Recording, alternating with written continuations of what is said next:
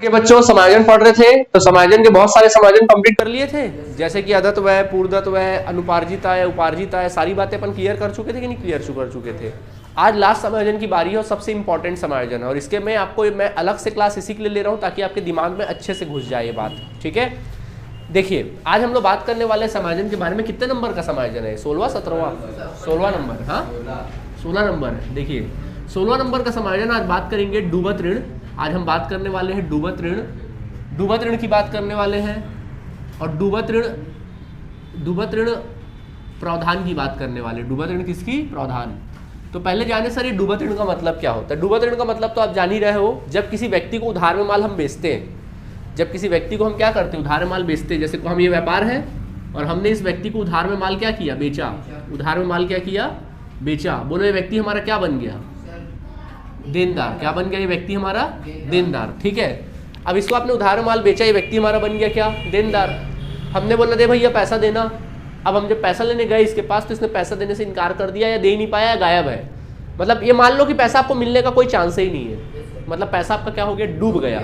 इसी को बोलते हैं डूबत ऋण। क्या कहते हैं? डूबत ऋण। आया बात समझ में कि नहीं? इसी को क्या कहेंगे अपन लोग? डूबत ऋण कहेंगे। ठीक, अब बेटा डूबत ऋण के बहुत सारे नाम है। आप इसको डूबत ऋण बोलिए, क्या कहिए?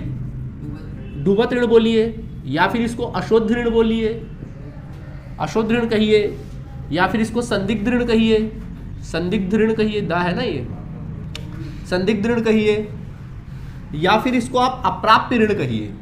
अप्राप्य ऋण हो गया क्या? नहीं हुआ, अप्राप्य ऋण कहिए।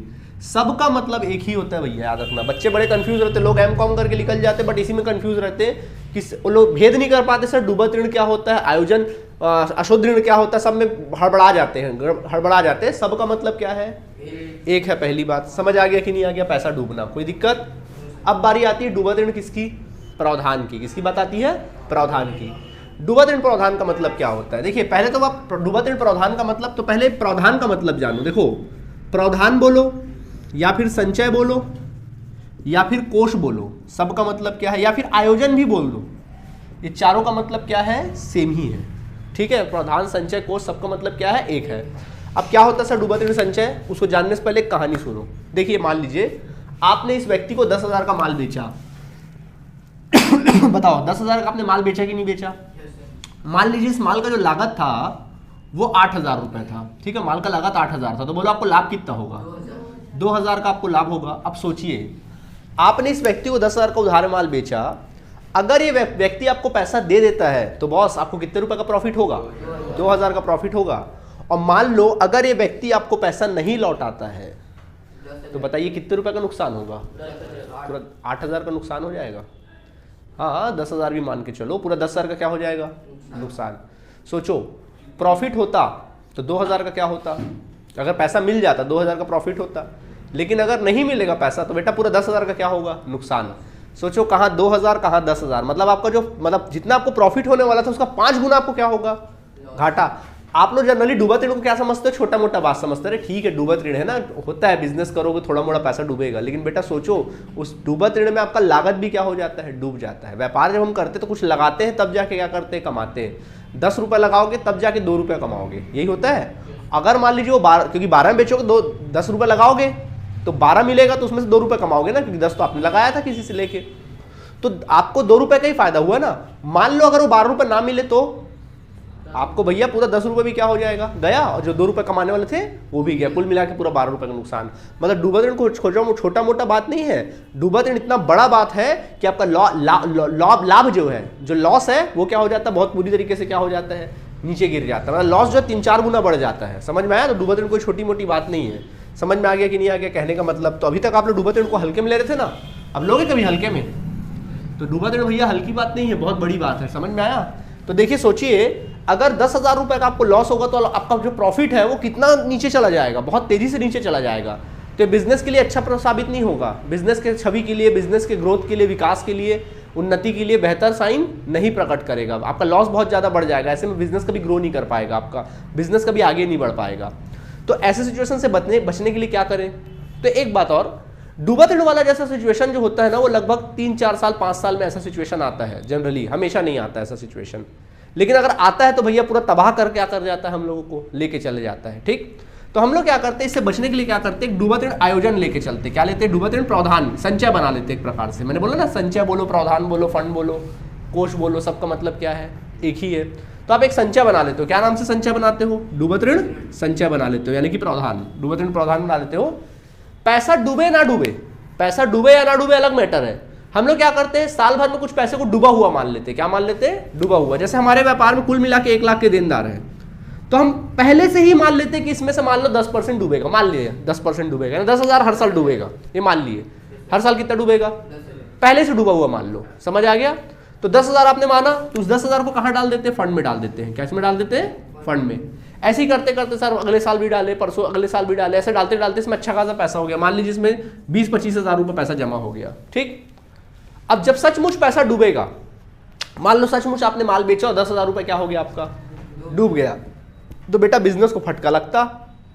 लेकिन आपने इतने दिन से पैसा जोड़ के रखा है ना, तो जो हानि हुई है 10,000 की, उसको कहां से मेंटेन करोगे, इस फंड से निकाल के क्या कर लोगे, उस फंड से निकाल के आप क्या कर लोगे, उस हानि को मेंटेन कर लोगे। समझ आया कि नहीं आया। मतलब एक फंड में अपन पैसा जमा कर देते हैं और जब कभी सचमुच पैसा डूबता है तो उससे क्या हो जाता है, मेंटेन हो जाता है। उसको बोलते हैं डूबत ऋण प्रावधान। क्या बोलते हैं। तो इससे व्यापार के ऊपर फर्क नहीं पड़ता है। आया बात समझ में। जैसे 10,000 का आपको घाटा हुआ ना, 10,000 का पैसा डूबा, तो प्रावधान में पड़ा है पैसा आपका इतने सालों से, तो उसमें से निकाल के आप क्या कर लिए, रिकवर कर लिए। आया बात समझ में। तो जो लाभ है ना, उसमें कोई इफेक्ट नहीं पड़ेगा। क्लियर आप सभी, आप लोगों को नहीं है, ठीक। ये होता है। कोई परेशानी। तो अब बच्चों डूबत ऋण का मतलब अच्छे समझ में आया कि नहीं आया, बताओ। अब आप लोग को डूबत ऋण का मतलब अच्छे समझ में आया कि नहीं आया, बता दो हमको। आ गया। डूबत ऋण प्रावधान का मतलब अच्छे समझ में आया कि नहीं आया, बता दो। आ गया, बहुत अच्छे समझ में, ठीक है। डूबत ऋण का मतलब भी समझ में आ गया, डूबत ऋण प्रावधान का मतलब भी क्या हो गया, अच्छे से हमको समझ में क्या हो गया सर, आ गया। नोट करिए, फिर यहां तक देखते हैं। ओके, तो देखिए अब समायोजन सीखेंगे अपन लोग, ठीक है। अब सबका मतलब समझ गए ना, डूबत ऋण संचय वंचय सबका मतलब एक है ना। अब ध्यान देना, एक समायोजन सिखा रहा हूं तुम लोग को। जैसे मान लीजिए क्वेश्चन में आप समायोजन देखेंगे 16 नंबर का, डूबत ऋण का समायोजन और डूबत ऋण प्रावधान का समायोजन, डूबत ऋण प्रावधान का समायोजन देखेंगे। तो देखो कैसे करना है। तो डूबत ऋण अच्छी बात है, बुरी बात है, बुरी बात है, यानी कि हानि होगी आपको। और हानि का लेखा कहाँ किया जाता है, हमेशा लाभ हानि खाते के कौन से पक्ष में, विकलन में। तो क्या करोगे तुम लोग, इसका समायोजन सीख लो। देखो इसका समायोजन कैसे करोगे। सबसे पहले लिखना पुराना डूबत ऋण। क्या लिखोगे, पुराना डूबत ऋण। समझे, पहले लिखना पुराना डूबत ऋण। फॉर्मूला याद करो, इधर देखो फॉर्मूला याद करो, पुराना डूबत ऋण प्लस इसमें करिएगा नया डूबत ऋण, प्लस करिए नया डूबत ऋण, प्लस करिएगा नया डूबत ऋण, प्लस करिएगा नया डूबत ऋण प्रावधान, नया डूबत ऋण प्रावधान, नया डूबत ऋण क्या कर देना, प्लस कर देना प्रावधान। फिर इसमें से घटा देना पुराना डूबत ऋण प्रावधान। क्या घटाओगे, पुराना डूबत ऋण प्रावधान, नया डूबत ऋण प्रावधान प्लस पुराना डूबत ऋण प्रावधान माइनस नया डूबत ऋण क्या, प्रावधान। तो फॉर्मूला बोलो, क्या हुआ बताओ, जल्दी बोलो। पुराना डूबत ऋण प्लस नया डूबत ऋण प्लस नया डूबत ऋण प्रावधान माइनस पुराना डूबत ऋण प्रावधान। समझ आया, बैठा दिमाग में, बोलो एक बार सब एक साथ। हाँ, माइनस पुराना डूबत ऋण प्रावधान। समझ में आ गया। और अलग से आप लोग लिख दीजिएगा देनदारों पर कटौती। अलग से देनदारों को अगर कटौती दोगे, देनदारों को कई बार क्या होता है अपन कटौती भी देते हैं, देनदारों पर कटौती। अलग से हम लिखते हैं देनदारों पर कटौती। देनदारों को अगर कटौती आप देते हो तो उसकी भी एंट्री कहाँ कर देना, विकलन पक्ष में। समझ आया कि नहीं आया, ठीक है। ये समायोजन होगा। अब दूसरा इफेक्ट कहाँ पड़ेगा, तो दूसरा इफेक्ट पड़ता है चिट्ठे में। कहाँ पड़ेगा, चिट्ठे में पड़ेगा। दूसरा इफेक्ट पड़ता है चिट्ठे में। तो चिट्ठा आप बनाएंगे इस तरह से, तो चिट्ठे का संपत्ति पक्ष में देनदार कहाँ मिलेगा आप लोग को, संपत्ति मिलेगा चिट्ठे के। तो देनदार लिखना, देनदार में 3 चीज घटाओगे स्टेप बाय स्टेप। स्टेप में आप चेंज नहीं कर सकते ना, इसी स्टेप में आपको घटाना है। और जब जोड़ोगे तब इसी स्टेप में ही जोड़ना, आप स्टेप को आगे पीछे नहीं कर सकते। नया डूबत ऋण फिर पुराना डूबत ऋण, फिर नया डूबत ऋण, फिर नया डूबत ऋण प्रावधान माइनस पुराना डूबत ऋण प्रावधान। स्टेप याद हुआ, इसी स्टेप में करना है। वैसे ही देनदार में सबसे पहले क्या घटाना, नया डूबत ऋण घटा देना। क्या घटाओगे, नया डूबत ऋण क्या कर देना, घटा देना। फिर इसमें घटाना नया डूबत ऋण प्रावधान, इसी स्टेप में ना, इसी स्टेप में। ये भी स्टेप को आप आगे पीछे नहीं कर सकते। नया डूबत ऋण प्रावधान को क्या कर देना, घटा देना। और फिर इसके पास घटा देना बट्टा। क्या घटा देना, देनदारों पर कटौती, देनदारों पर कटौती। ये 3 चीज को घटाओगे। क्या क्या घटाओगे बोलो एक बार। हाँ हाँ, ये 3 चीजों को आप क्या कर दोगे, घटा दोगे। समझ में आ गया कि नहीं आ गया? फॉर्मूला एक बार याद करो जल्दी से, बोलो बोलो बोलो। हाँ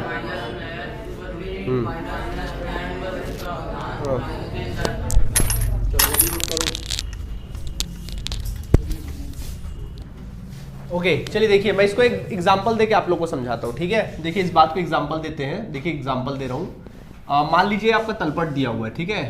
तलपट दिया हुआ है और ये तलपट दिया हुआ है। अब इस तलपट में लिखा है डूबत ऋण। फर्ज करो यहाँ लिखा है डूबत ऋण 600 रुपया। डूबत ऋण लिखा है 600 रुपये, विकलन पक्ष है, समाकलन पक्ष है।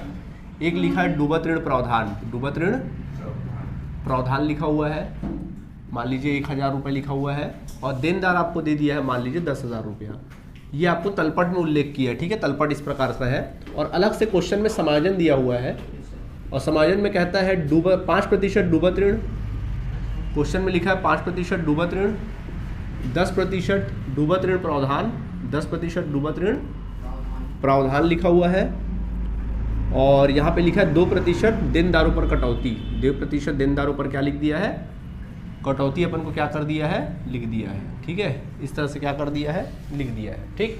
अब इसको समायोजित करना है, ठीक? आप बोलोगे सर आपने सिखाया पुराना डूबत ऋण प्लस नया डूबत ऋण प्लस नया डूबत ऋण प्रावधान माइनस पुराना डूबत ऋण प्रावधान। तो आप बोलोगे सर हम पहचानेंगे कैसे कि नया कौन है पुराना कौन है? क्या लिख के देगा? नहीं, लिख के नहीं देगा। कभी भी याद रखना, जो चीजें तलपट में दी हुई होती है, जो चीजें तलपट में दी हुई होती है वो सब पुरानी होती है। क्या होती है? वो सब पुराना।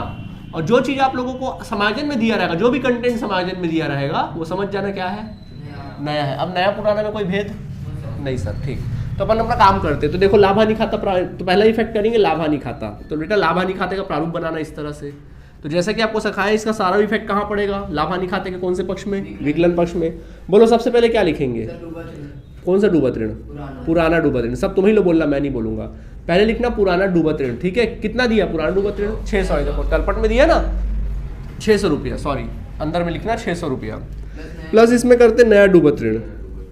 तो बताओ नया डूबत ऋण कितना बोला है सर? 5% दिया। सवाल उठता है सर किसका 5%? ना, हमेशा देनदार का। किसका? जैसे अपन बोले, अब देनदार का सर कैसे?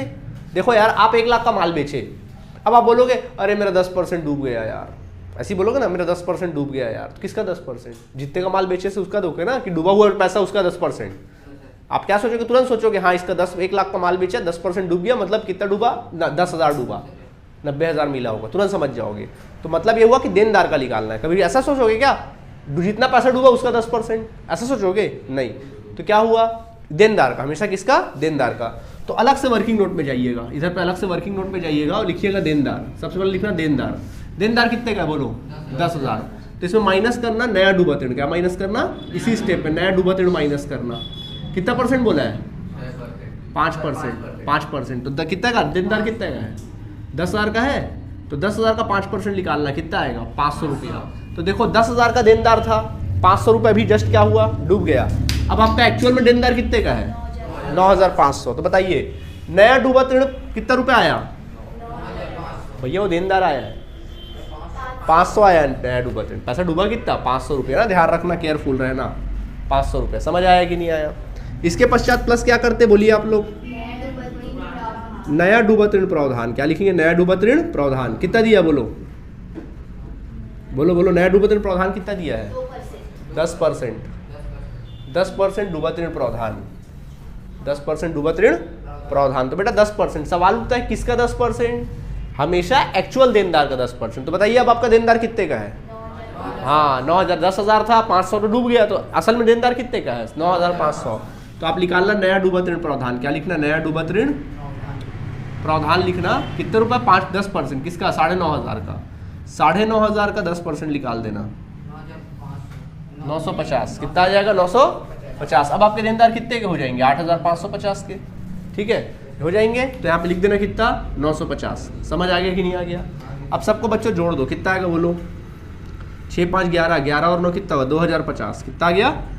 2,050। समझ में आया? देखो क्या हुआ? 600 डूबा, 500 और डूबा, 950 आपने डूबोया, ठीक, प्रावधान में डाले ना। कुल मिला कितना हुआ? 2,050 का घाटा हो रहा है। उसमें माइनस कर दीजिएगा पुराना डूबत ऋण प्रावधान। क्या माइनस करिएगा? पुराना डूबत ऋण, मतलब जो पैसा जमा करके रखे उसको बचा लो, घटा दो। तो बचा जमा करके कितने रखे थे? 1000, तो रियल में डूबा कितना फिर 1050। समझ आया कि नहीं आया, उससे मेंटेन कर लिए। क्लियर है आप सभी को, समझ में आ गया कि नहीं आ गया? हमेशा किसका निकालोगे? एक्चुअल देनदार का। अब अंत में क्या लिखा? 2% देनदारों पर कटौती, तो देनदार पर कटौती निकाल दो। तो लिखो देनदारों पर क्या कटौती, कितना प्रतिशत? 2%। कितना? 2%। सवाल उठता सर किसका 2%? सर एक्चुअल देनदार का। बताइए इस बार एक्चुअल देनदार कितना है? देनदारों पर कटौती, हाँ जी, कितना? 8550। तो 8550 का 2% निकालिएगा, निकालोगे 171 आएगा। कितना आएगा? 100। तो बेटा यहाँ लिख देना 171 रुपया। नहीं आया समझ में? आ गया अच्छे समझ में? क्लियर? अब सुनिए, ये तो पहला इफेक्ट पड़ा किसमें? लाभ हानि खाते में। ऐसी समायोजित करोगे स्टेप बाय स्टेप, ठीक है? अगर कोई चीज़ मिसिंग है, जैसे मान लीजिए क्वेश्चन में पुराना नहीं दिया तो कोई दिक्कत नहीं, पुराना को छोड़ के नया लिख लो, लेकिन स्टेप यही स्टेप में चलोगे। जो मिसिंग है उसको छोड़ के आगे बढ़ जाना। समझ आया कि नहीं आया? एक कंप्लीट सिचुएशन बताया। अब दूसरा इफेक्ट कहाँ पड़ेगा? चिट्ठे में। तो बोलो बच्चों, चिट्ठे में हम लोग कहाँ इफेक्ट पड़ता है? संपत्ति के देनदार में। तो देनदार में सबसे पहले क्या घटाया जाता है? देनदार कितने का था? 10,000 का था। बोलो क्या सिखाया था इसमें? पहले क्या घटाना? तो नया डूबत ऋण घटाना। कितना आया था नया डूबत ऋण? 500 रुपये घटा देना। अब देनदार कितने का हो गया? 9,500 का। फिर क्या घटाने बोला? नया डूबत ऋण प्रावधान घटा देना। कितना बोला? 950 घटा देना। ठीक है, कितना आएगा? 8550। फिर क्या घटाना? देनदारों पर कटौती। कितना? 171 घटाकर बाहर निकाल देना जो भी आएगा। समझ आया कि नहीं आया? नहीं आया समझ में? ऐसे ही बनेगा। कोई दिक्कत? नोट करिए प्लीज। ओके, तो समझ में आया आप लोगों को? ठीक है, चलो मैं एक क्वेश्चन दे रहा हूँ, बना के दिखाएंगे आप लोग। ठीक है, जैसे मान लीजिए इसके देखो मैं लिख देता हूँ, सपोज डूबत ऋण है 1200 रुपया, ये है मान लीजिए 2000 रुपये, ये है आपका 20,000 रुपये। अब बना पाओगे? ठीक है, इसको बना के चलो दिखाओ हमको। ठीक, और कल से हम लोग मेन क्वेश्चन चालू कर देंगे। ठीक है, चलिए, थैंक यू बच्चों।